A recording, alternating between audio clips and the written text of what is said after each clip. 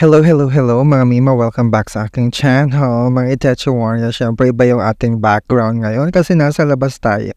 Nasa school ako ng aking Junakis because it's Saturday. At saka, syempre, nandito kami sa waiting Kinambalar area because nag-ano siya, may swimming classes siya. Ang taray, di ba?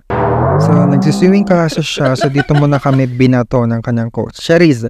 So, ngayon, pag-uusapan natin ng isa sa mga ola na naman na nakita ko sa Facebook. Nagpakita siya, biglang. Dahil nga ang dami ko ng searches about ola and of course, ginagawa ko ng trabaho itong sinasabi niyo sa akin na pagsa-search. Pati Marcos, search mo. I-review mo naman ti Marcos si ginetetsuang ola, ganito. O diba, ito ginagawa ko na. Diba? Happy? Okay, anyways, mga Mima, sandali. Asan na? So, ayun na nga. Pagkwentuhan natin at himay-himay natin ang isa sa mga ola. Ano bang ola na Itachi Warrior ang tinutukoy ko? Siya ay si Fin. Fin, as in Fin. F-I-N-N. Okay. Fin-app.com. Yan yung website niya. So, wala akong nakitang any app sa Play Store and App Store. But, isa siyang, online pautangan, hindi ba? Na website lang. Sa website mo lang siya, machuchok-chak. Okay, so, as you can see dito, nakita ko yan sa Facebook, kaya nag-pop up siya na ganyan. Diba? Ang taray, diba? O, diba? Hindi na ako nakatiis, nakaano na ako. Ginawa ko ng paraan, Charis. So, ito na, as you can see, sabi dito, Fin, hindi ba? Handle your money like an expert.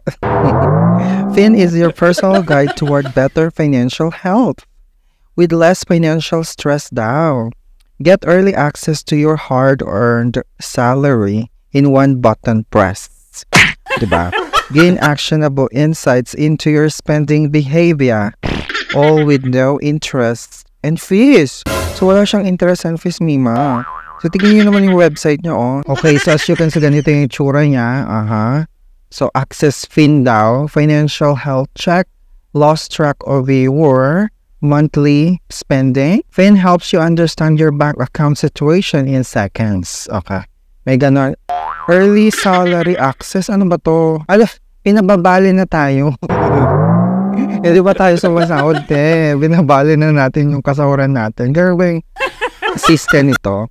Okay, waiting for paydays is a pain. That's why Fin lets you get your hands on your hard-earned salary anytime during the month. Oh, no. Your future funds for today's investment, no stress, interest, or service fees. Talaga lang, ha? But anyways, bago tayo magpatuloy, don't forget to subscribe. Click the notification bell naman para every time magkakaroon tayo ng mga ganito yung mapa-review, di ba? Kayong unang manjajambo ng Chika Bam Bam. And of course, huwag nyo rin kakalimutan mag-follow at mag-like sa aking Facebook and TikTok account for more Chika Bam Bam. Huwag tayo umaawra ng bongga-bongga. Hanggang dito ba naman? Sinusundan ako ni alam yung kamera.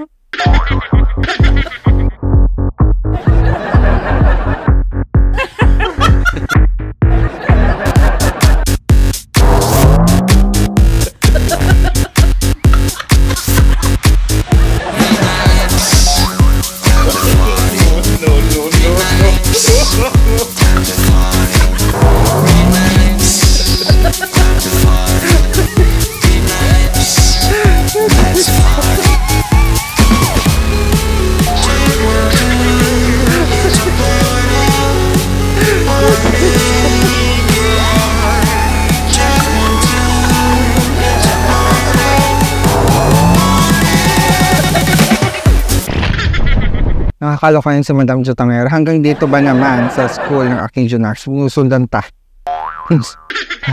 Wala nang wala nang patumpik pa si Madam Jotanger. Anyways, tuloy na natin. Okay, so ganito siya. Bakit ganito yung website niya? Para siyang more of parang very basic yung website. Parang kala mo trading. Diba? Check natin, ano ba yung mga ola ba to? Bakit parang iba yung niya? Wala man lang yung sasabihin niya yung magkano yung amount. Jujutangi. Access Fin daw. Sige, click natin yung access Fin. Ay, pagka-click ko ng access Fin, bakit about us? Charis. Hindi. Ito siya. What we offer? Improve your para sa empleyado yata ito eh. Para sa employer pala. Para sa employer, mukha siyang Ito may for employers, Pero nasaan yung pautangan. Diba? Akala ko may pautangan. Nakakaloka naman. Akala ko naman. Okay. Pero ang kanyang address dito is nasa lang siya. Ortigas Center lang siya. Tapos may SEC registration sila and under siya ni Asia Source Financial Inc. Okay. Tanan talaga siya pero hinahanap ko kung saan tayo pwedeng mag-apply. Ito yung service niya. Which services does Fin offer? Fin offers a large suite of financial well-being products and services. The company manages and implements software of products and services to provide employee welfare benefits. The products and services include financial education, social security knowledge, statement analyzer. Ganun pala. Asan yung pangalan dito? Hindi. Does Fin provide loans? No. Fin does not provide loans. Fin does not provide payday or personal loans and is not an app for borrowing money. Kaya naman pala sabi ko na nga However, Fin offers a free early wage access product to eligible users. We validate our employment and the amount you have already earned from your... Halo. Kala ko utangan pa. Ano ba yan? Misleading yung Facebook Misleading yung ads niya. Halo ka. So anyways, huwag nyo na utangan. Wala naman kayo mauutangan. Hindi naman daw siya nagpo-provide ng utangan. Mga mimarya. So anong mangyayari ngayon? Saan tayo uutang? Charis.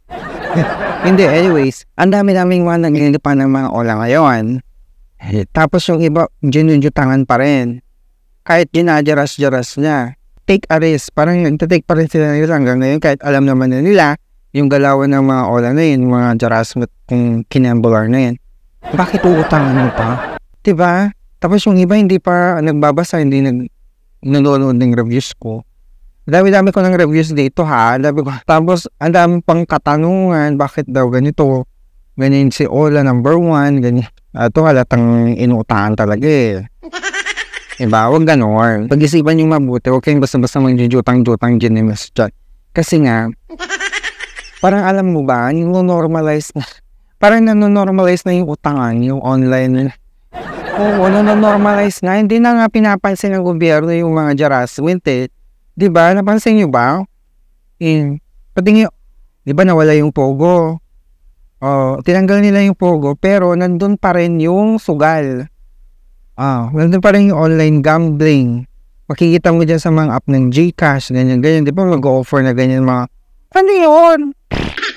Tapos tatanggalin yung Pogo. Hindi nyo tinanggal yung mga online gambling. Ano ba yan? Tapos papalitan ng pangalan. Internet Gaming Licensee. Ganun yata yung Internet IGL ba yun? Internet Gaming Licensee?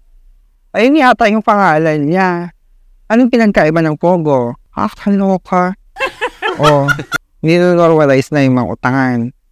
So ngayon, anong gagawin ninyo para hindi kayo malubog ng utang? Mag-ipon na lang, kahit pa konti-konti, kung ikaw talaga namang ang dami mo nang inutangang ola, at saka kaliwat kanan na yung harassment.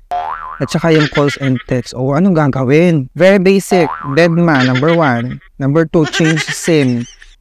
Number 3, bayaran na kung ano yung nakuha yung principal. Diba? Alam mo naman napakataas ng interest ng mga yan. At fees. Bakit kayo magbabayad pa ng ganong kalaking fees and charges kung ginajaras-jaras na kayo, pinahiya na kayo sa social media and everything? Lahat na ginawa na para ilabas yung baho ninyo sa social media. Hindi ba? So number 4, private kayo ng Facebook, ng profile ninyo, especially mga pictures ninyo na nakapublic sa Facebook. I-private nyo lahat-lahat yun. Pati yung friends list niyo, i-private nyo din. Okay? Kung may mga naka-public na post, i-private mo yon or i-friends mo lang. Friends, only friends, mga gano'n. Kasi ang dami-daming, nagpo-post ng mga all agents sa buy and sell group. Tapos, ni-screenshot yung, yung picture ninyo. Tapos, ipapahiya kayo. Sasabihin na wanted scammer, may utang nito sa company namin, huwag kayo magtituwa. Kaya gano'n, hindi ba? So, anong gagawin mo? Gawin mo yung sinasabi ko. Mag-private kayo ng social media ninyo. Okay? And number 5, huwag na kayo magda-download ng mga olang. Kasi once na nag-download kayo niyan, talaga naman, mapapatutang ka talaga. Kasi kung gipit na gipit kang tao, syempre kailangan mo ng mautangan at wala kang mautangan, kundi ito na lang talaga yung last resort mo, yung ola. Diba? So, may mga permissions na hinihingi kapag dinownload mo yung app. Kagaya ng location, gallery, contacts, SMS, call logs. Diba mga ganun? Tapos may mga hinihingi pong character reference. Ang hindi mo alam, tita, inugot na nila yung contacts mo, yung nasa phone book mo. Nakasave na yun sa sistema nila. Kapag, kunwari, hindi ka nagbayad on time, naku po, mayayari yung mga kaibigan mo, relatives mo, na nasa contacts mo, sila yung tatawagan at haharasin. Hindi ba? And hindi pa nga due eh. Diba, ang dami nagre-reklamo ngayon. Karamihan ng mga complaints against sa OLA, 2 days, 3 days before the due date nang haharas na. Atat na atat lang makasingil. Diba? Knowing na 7 days, 14 days lang yung ino-offer na terms. 3 days. 3 days pa lang. Diba? Nangungulit na. Saan ka nakakita kayo ng utangan na gano'n? Legit ba yun? Hindi. Piliin nyo kung saan kayo utang. Kailan kailangan nyo talaga ng pera. Wala tayong choice. Wala tayong magagawa. Siyempre, uutang tayo. Pero, tandaan, sa legit na company lamang. Which means na SEC-registered siya, accredited siya ng CIC, and hindi siya nang jajaras kapag na-late ka, may consideration.